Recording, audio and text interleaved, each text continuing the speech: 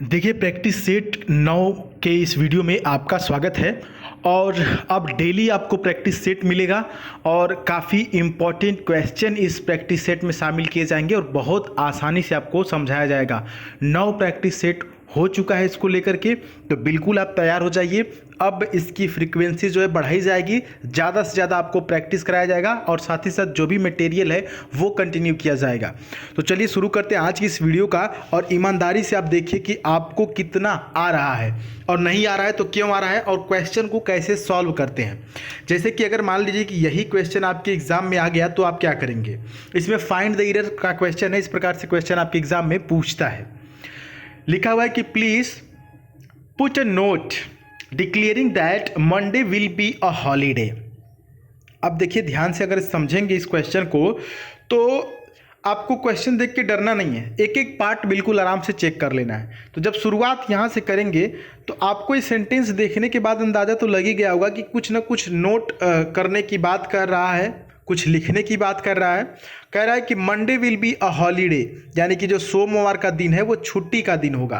तो ये put on का जरूरत यहाँ पर क्या है। पुट ऑन का मतलब क्या होता है ये समझिए पहले। पुट ऑन का मतलब होता है कोई चीज़ पहनना, कोई कपड़ा वपड़ा पहनना, या कि फिर कोई जैसे रेडियो हो गया, टीवी हो गया, टेप हो गया, इसको खोलना, ठीक है, पेचकस लेकर के खोलना, पुट ऑन उसको बोलते हैं, या कोई चीज़ पहनना।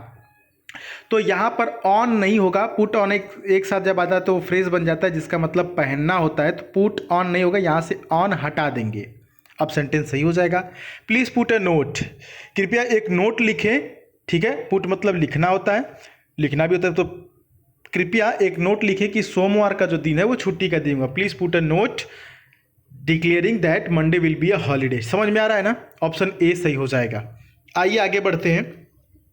देखिए अगला जो वर्ड है ये बहुत ही बेहतरीन है और आपके एग्जाम में आया हुआ वर्ड है। वर्ड है वेटरन। वेटरन का मतलब होता है पक्का, अनुभवी। एंटोनिम्स का बताना है, मतलब उल्टा बताना है। वेटरन का मतलब क्या होता है, अनुभवी, दक्ष, या कि फिर पक्का कहते हैं। जब हम ना शुरू में जब इंग्लिश सीख रहे थे उस समय क्या है कि शुरू में जब सीखते कोई भी सीखता है तो लगता है कि यार हम बहुत ज़्यादा जानते हैं। तो उस समय जब भी किसी से मेरा कंपटीशन होता था गांव में, तो जब मैं मतलब बचपन की बात, क्लास 3 और 4 की बात बता रहा हूँ, तो उस समय मेरा एक ही एक क्वेश्चन था किसी से भी, मतलब पहले तो सेंटेंस का सिस्टम चलता था ना, जब शुरू में बचपन में हम लोग टेंस वगैरह पढ़ते थे। तो मैं यही क्वेश्चन, मतलब यही वाक्य हमेशा पूछ दिया करता था कि अच्छा बताओ वह पक्का चोर है, इसको इंग्लिश में क्या बोलेंगे। वह पक्का चोर है। तो अब जो साथी थे मेरे साथ के लड़के, वो तो कन्फ्यूज थे, यार वह चोर है, ही इज थीप तो समझ में आ रहा है, लेकिन पक्का की इंग्लिश क्या होगी भाई। तो यही होता है, पक्का का मतलब वहाँ पर इस सेंस में है कि जो चोर है वो काफ़ी अनुभवी है, वेटरन है, तो बोलेंगे वह पक्का चोर है, he is a veteran thief. He is a veteran thief मतलब कि वह अनुभवी चोर है, वह पक्का चोर है। तो अच्छा, अनुभवी या पक्का या दक्ष का उल्टा क्या होगा, अमेचर होगा। यहाँ पर ऑप्शन के हिसाब से अमेचर का मतलब होता है शौकिया, मतलब कोई भी ऐसा काम जिसमें वो अनुभवी ना हो, बस मात्र शौक के मारे कर रहा हो, ठीक है। ऑप्शन डी सही हो जाएगा। आगे बढ़े, आगे बढ़े, बाकी के ऑप्शन सर जी समझा दीजिए। चलिए देखिए, प्लीएबल लिखा हुआ है ना, जिसका मतलब होता है लचीला। यूथफुल लिखा हुआ है जिसका मतलब होता है युवा, और एक्सपर्ट मतलब निपुण। आगे बढ़ते हैं। वेटरन जो शब्द है इसको लिख लीजिएगा, और हमने इसलिए कहानी जोड़ा ताकि आपको याद हो जाए, ठीक है। एक भी जो शब्द हम यहाँ पर आपको बोलेंगे वो कुछ भी फालतू नहीं होगा, वो इसलिए होगा ताकि आपको चीज़ें आसानी से समझ में आ जाए। अगला है बेस्ट एक्सप्रेसेस द इडियम। लिखा हुआ है to make a long story short. इसका मतलब देखिए इस सेंटेंस में ही छिपा हुआ है। Make a long story short का मतलब किसी लंबे वाक्य को संक्षेप में कहना। ऑप्शन सी सही हो जाएगा। यहाँ पर क्या हो जाएगा, use to end an account of events quickly. किसी भी लंबे वाक्या को, वाक्य नहीं वाक्या, कोई भी घटना को संक्षेप में कहना। To make a long story short, लंबी कहानी को शॉर्ट कर देना, बहुत इजी है। अगला देखिए, बहुत इंपॉर्टेंट वर्ड फिर आपके सामने आ चुका है साइनोनिम से। इसमें लिखा हुआ है, क्या लिखा हुआ है, वर्ड आपके सामने है, बताइए इसका फटाफट की साइनोनिम क्या होगा।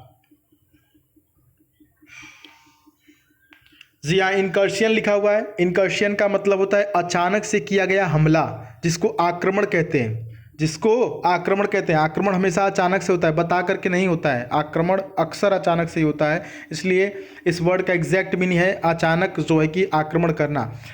अग्रेशन, ऑप्शन नंबर सी सही हो जाएगा यहाँ पर, ठीक है। अग्रेशन, देखिए ये जो वर्ड है ये स्पेलिंग टेस्ट में भी पूछा जा चुका है, ध्यान देंगे। AGGRESSION, स्पेलिंग टेस्ट में भी ये वर्ड पूछा जा चुका है, ठीक है। समझ में आई बात। बाकी के ऑप्शन, हर्ट का मतलब होता है पीड़ा, मतलब नहीं बोलते हैं कि बहुत हर्ट हो रहा है, मेरा दिल टूट गया, बहुत हर्ट हो रहा है, तो इसका मतलब होता है पीड़ा हो रहा है, कष्ट हो रहा है। कट का मतलब होता है काटना या कि फिर कोई घाव। रिट्रीट, ये देखिए काफ़ी इंपॉर्टेंट वर्ड है और ये डिफेंस में ज़्यादा प्रयोग होता है। रिट्रीट का मतलब होता है पीछे हटना। और किसका पीछे हटना? हमारा आपका पीछे हटना नहीं, सेना का पीछे हटना। जब लड़ाई करने जाते हैं दो देशों के सैनिक जो हैं और किसी कारणवश उनको पीछे हटना पड़ता है तो उसको रिट्रीट बोलते हैं। हमने एक मूवी देख रहा था हम कुछ दिन पहले, नाम शायद याद नहीं है, 1962 था शायद। उसमें क्या हुआ ना कि जब सेना के पास बैकअप नहीं था तो अपनी जो इंडियन आर्मी है वो रिट्रीट की थी, ठीक है। बाद में वो लोग फिर जीत गए, है ना। तो रिट्रीट का मतलब क्या होता है? सेना का पीछे हटना। जो सेना का मेन जो वहाँ पर लीडर होता है वो रिट्रीट घोषित कर देता है, मतलब कि अब हम लोग पीछे हटेंगे, ठीक। रिट्रीट याद रखेंगे, बहुत महत्वपूर्ण वर्ड है रिट्रीट, एग्जाम में आ सकता है। अगला सर फिर इडियम फ्रेज से आ गया क्वेश्चन, बहुत महत्वपूर्ण क्वेश्चन है। लिखा हुआ है ना, टू स्टील समवन्स थंडर। इसका मतलब होता है किसी अन्य व्यक्ति के काम को उसके करने से पहले स्वयं कर लेना और इस प्रकार उससे मिलने वाली प्रशंसा स्वयं ले लेना। नहीं समझे? आइए देखते हैं। ऑप्शन नंबर डी सही है यहाँ पर। D, to do a job before an other person can do it and make away the credit. मतलब कि मान लीजिए कि आपके घर में आपके भाई का कोई काम था और फटाक से आपने उसको आगे कूद करके कर दिया, और जबकि वो कर सकता था और आपने करके क्रेडिट ले लिया, ठीक ना। क्रिकेट में ऐसा होता है, जो कैप्टन होता है जब लगता है कि मैच अब जीत जाएगी, मतलब जो भी टीम होती है मैच अब जीत जाएंगे, तो वो क्या होता है कि जब उसको आने का मतलब बैटिंग ऑर्डर में उसका नंबर रहता है और साथ ही किसी और का नंबर रहता है, तो उसको रोक करके बोलता है रुक भाई मैं जाऊँगा, और वहाँ पर जा करके और मान लीजिए कि 10 गेंद में 2 रन बनाना है तो वहाँ पर जा करके 2 रन बना करके और क्रेडिट खुद ले लेता है, जबकि जो जिसका बैटिंग ऑर्डर था वो भी ले सकता था। तो ऐसी सिचुएशन में इसको बोलते हैं टू स्टील समवन्स थंडर। अगर आपके साथ कोई ऐसा कर रहा है, आपका दोस्त मित्र भाई बंधु, तो आप बोल सकते हैं please don't steel my thunder, please don't steel my thunder, ठीक है। देखिए थोड़ा सा वक्त तो ले रहे हैं, लेकिन उद्देश्य ये है कि चीज़ें आपको समझ में आ जाए। अब हम फटाफट पढ़ाते चलेंगे, एक्सप्रेस की तरह समझ में नहीं आएगा तो क्या मतलब है। अगला है, बताइए इसमें, We are pleased that our daughter is married with such a nice man। क्या हो सकता है यहाँ पर? देखिए, किसी के साथ विवाहित होने के लिए प्रीपोजिशन टू का प्रयोग करते हैं।